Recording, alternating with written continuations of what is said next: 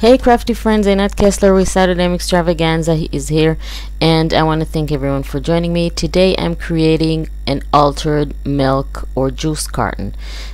This really reminds me of a house with the chimney and the roof, so I was thinking of altering this milk carton to be a house, and on the walls to have photos displayed.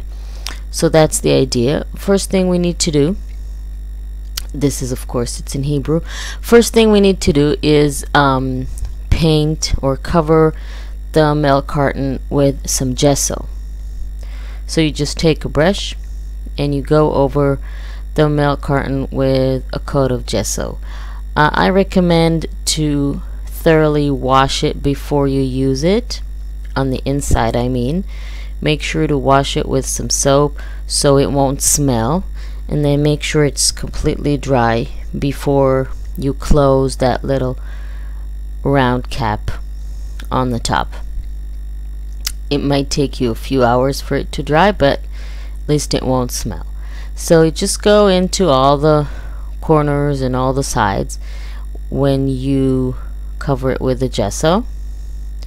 And basically the point is to create a base for us to paint it later, and also to cover the entire pattern that is on the milk carton. So this is how it looks after 2 coats of gesso. Of course you have to make sure they're dry before you move on to cover it with some acrylic paint.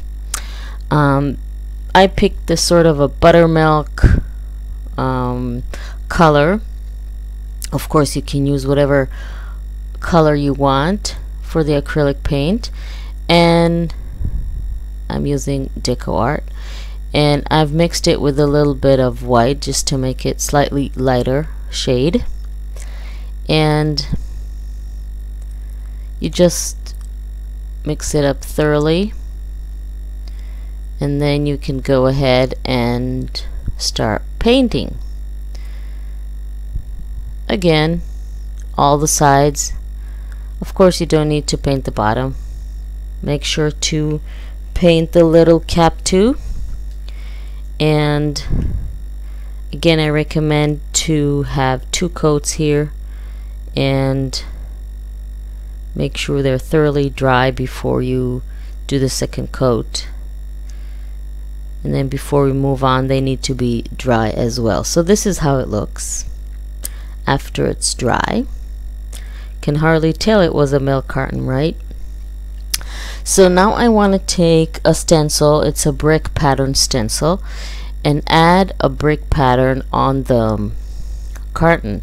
Now I'm using distress ink and a blender, or you can use a sponge. And what I'm doing is not covering the entire side of the carton, just the corners and a little bit on the sides.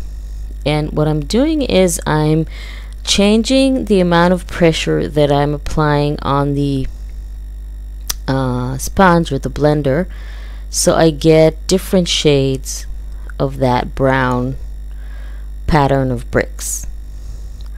So by changing the amount of pressure that you're applying, you can get different shades of brown, and then get it to be more realistically looking, and it will be more resembling a wall than, you know, you just get a more realistic look. So you just keep on adding the pattern of bricks. Again, you can cover the entire side, but that will make it look less realistic, at least in my eyes. So I'm just doing it randomly here and there. Makes it look more old and vintagey, sort of, you know, some of the paint might have peeled off, and so the bricks are not exactly very visible, or maybe they were covered by dirt or other stuff. So this is how the house looks so far. And what I'm going to do next is cut my windows. Now basically these windows are going to be the frames for the photos that we're going to display on our altered milk carton, because that's the point, to display photos. So I'm using a Spellbinder's die cut and a Cuttlebug, and I'm using a vintagey scrap of pattern paper, cardstock actually, and I just want to see how big I can make these frames, how large, and I'm going to have two sizes, a bit larger one and a smaller one. Now since they're nestabilities, they are they can be perfectly aligned one inside the other, and then I can get 2 frames for every piece of paper that I cut. So that's really cool. So I'm just aligning them and securing them in their place with a little piece of tape, because I want them to be really straight. Don't want it to move while I'm cutting them and going through the Cuttlebug machine. So I have here the first 2 frames, and I need 8 because I want 2 on each side. So I'm going to go ahead and cut a few more, and I have here all the frames that I need. 8 frames in total, 4 large ones and 4 smaller ones. So what I'm going to do next is cut the tiles for the roof. Now again, I'm using a paper for from the same color palette as the frames or the windows, and I'm using a Martha Stewart border punch. And what I'm going to do is start cutting strips from this cardstock, and that edge slightly resembles those tiles on the roof, right? The shingles on the roof. So I'm going to cut them into long strips, and then I'm going to show you how to cover the roof. So you might need a few strips, and once you're done with the border punch, you need to cut the strip, and I'm using my trimmer here to cut the strip of paper. And I think I'm going to do about 1/2 inch. Gonna cut it at 1/2 inch, and I think that will be enough. And you need a few of those, and you need 1 strip of paper that is going to be 1 inch wide, but you would need to punch it with a border punch on both sides. So cut it at 1.5 inches, and then when you punch the other side, it's going to reduce the width to approximately 1 inch. It's not that important that it be 1 inch. It can be a little bit bigger, a little bit smaller. It's not that important. It just needs to be wide enough to cover the top of the roof, because that's the last strip of paper that we would need to cover the top of the roof. That's all. So it needs to be approximately 1 inch wide. Now regarding the length, I'm using a 12 by 12 pattern cardstock, so the strips are 12-inch long, and now I need to cut them to fit the width of my milk carton, which I can't tell you what you need because I don't know what size of milk carton you have. So you just need to measure the top and see how long it is, and then you can cut it to size. Just ink the edges. Mine was 4 inches, so these are 4 inches wide strips of paper. So I'm just inking all the edges, And now I'm starting to cover the roof. Now it's really simple. You need a 3D foam tape, and you just apply a few pieces of foam tape on the back of each strip of paper, and then you start adding your strips of paper to the roof. Just need to remove the backing, which sometimes is really annoying. So you start with the front, and you start with the edge, the front edge, and you just glue the first strip of paper. This is the edge of the diagonal part of the top of the carton. So then you apply some more adhesive, some foam tape to another strip of paper,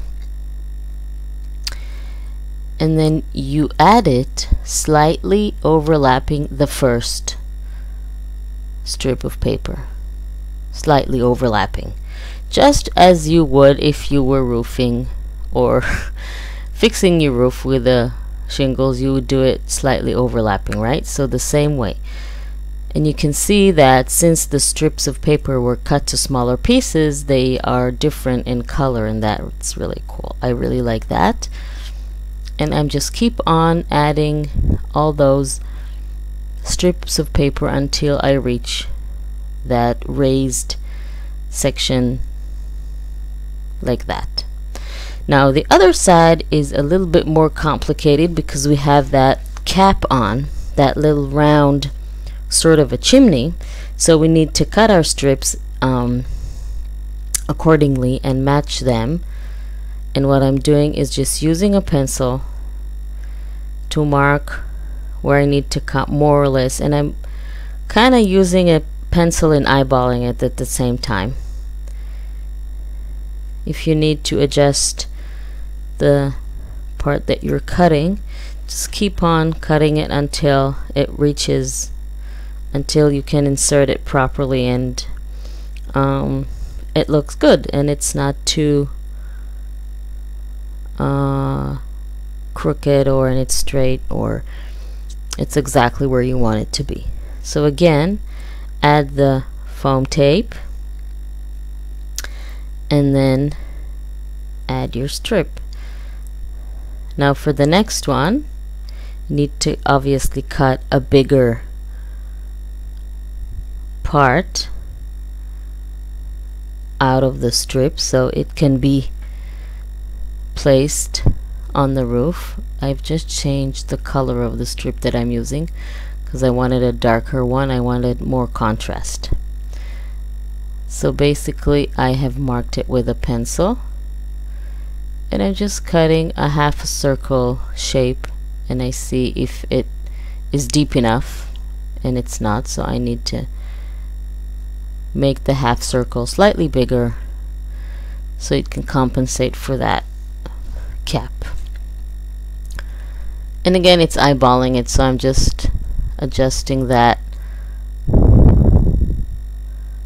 cut that I'm doing so it will be nice and compatible with the other parts. Still not happy. Cutting it slightly more. Okay, so now it looks good, and I can add the foam tape on the back and add it. See the little half a circle that I cut out? That's what you would need to do for the second strip. For the third strip, we're going to cut it all together, because just cutting out a little half a circle will not be enough. Just placing the second one. The third one, I would need to cut completely in half and then add it on both sides of the round cap. So I'm just marking where exactly I would need to cut, and the cut would have to be slightly curved because of the shape of the cap. so the strip of paper will just align perfectly with the round shape of the cap. So that side is okay, and that side is also okay. So now I'm adding my foam tape, and I'm basically using about 4 little pieces for each strip, so I need 2 here and 2 on the other one.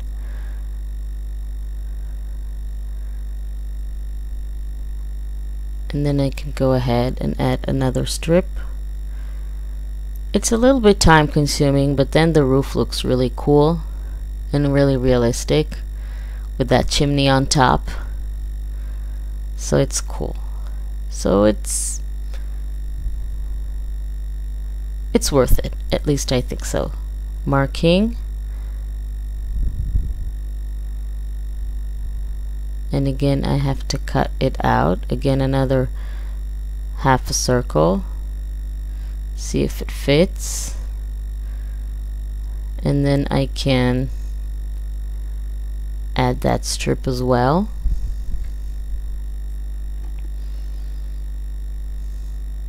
I think in total you would need about 4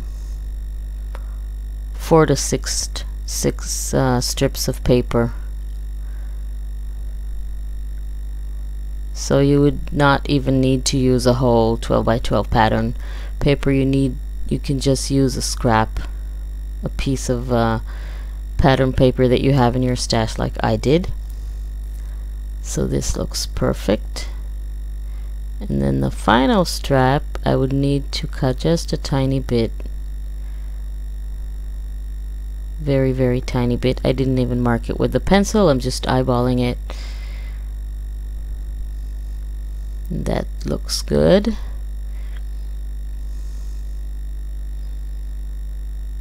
Just add it on your roof. And then we can add that last strip on the top. Remember the one, we're going to add it later. First we're going to add 2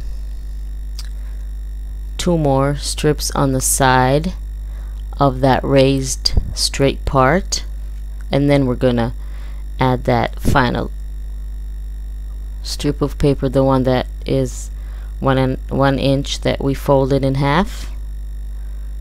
That one. But first, because there's still a wide gap,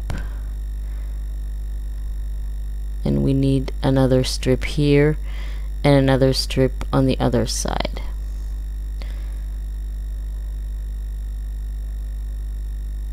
Of course you can use less strips if you make them a little bit wider, but mine are kinda half an inch, maybe even a little bit less, so they're kind of narrow. But the narrower they are, it gives it more of a realistic look. Add that last one. And now we can add the one on the top. I will cut it to size, which in my case is 4 inches, but you would need again to measure the size that you would need according to the size of your milk carton. And I'm going to ink the edges and then fold it in half and place it on the top.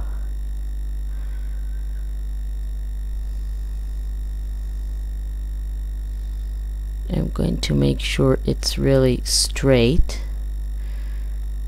So I want to use my bone folder with the trimmer just to make sure it's an even straight fold.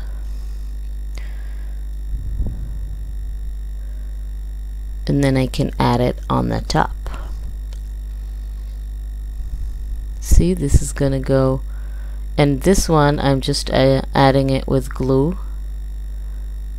not foam tape. This is the last one on the top. It doesn't need to stick out. So this one goes up there on the top.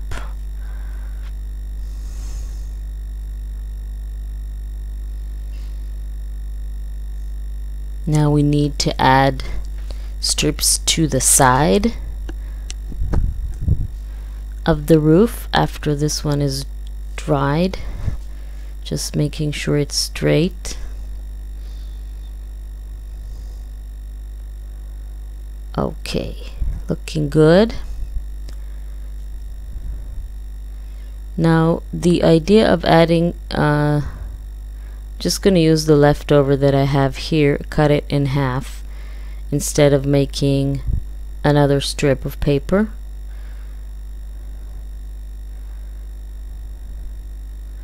And then I would need to cut it to size. The point here is to create a 45 angle cut so they will meet nicely on the top. So I'm just marking it with a pencil and then using one as a template to cut the other.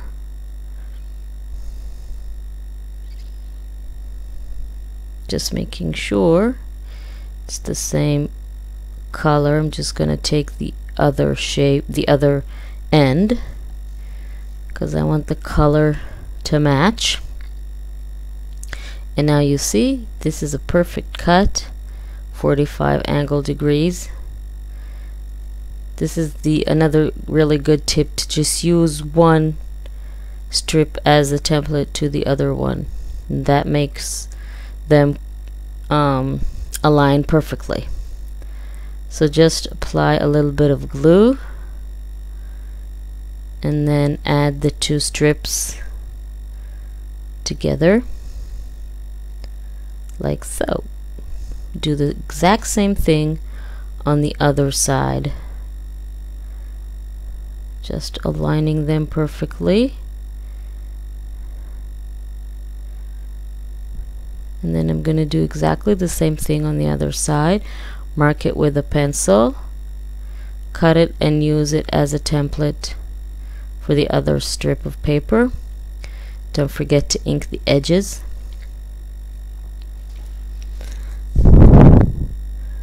And add a little bit of glue to secure them on the top there.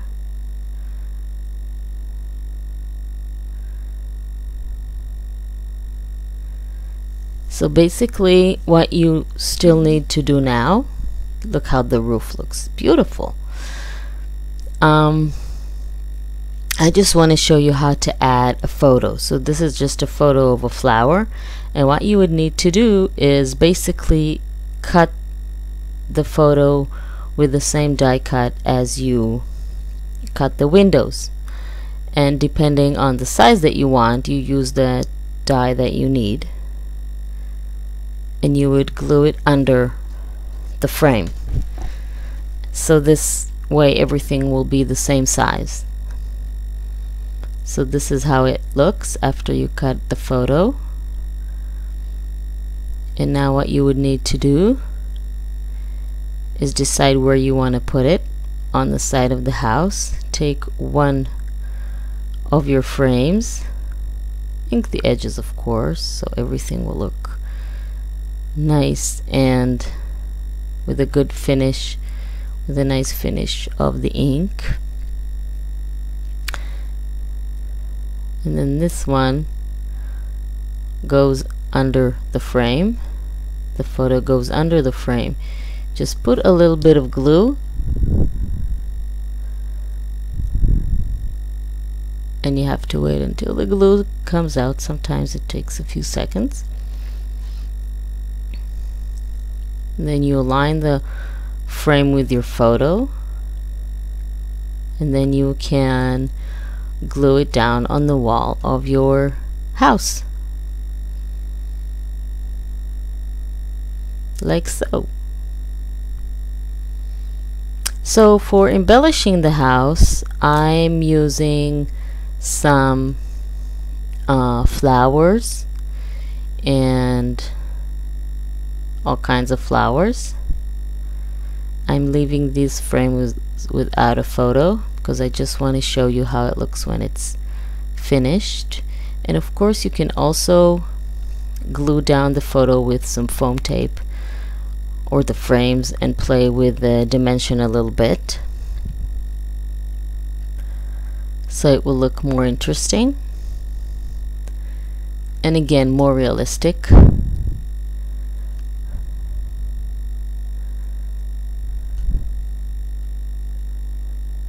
So once I'm done with all the frames, with all the windows, you can go ahead and start embellishing. So just add a little bit, you know, flowers, all kinds of sizes on the sides, since it's a house, so the flowers are, the garden is on the bottom, right, where the soil is, not on the roof. And adding, I want to show you another house that I made with, these are some with flowers, and here I added some metal pieces, a little bit in a steampunk style. I added a key and some metal, sort of metal flags that I added, and some hinges here and there. Really looks like a house. Some vines, and basically you can embellish it any way that you want and have a photo display of houses, give it as a gift. It's a really cool project. So thank you very much for joining me. I hope you were inspired and liked the project. Please hit that subscribe button. Visit my website www.annetkessler.com, and I'll see you all next time.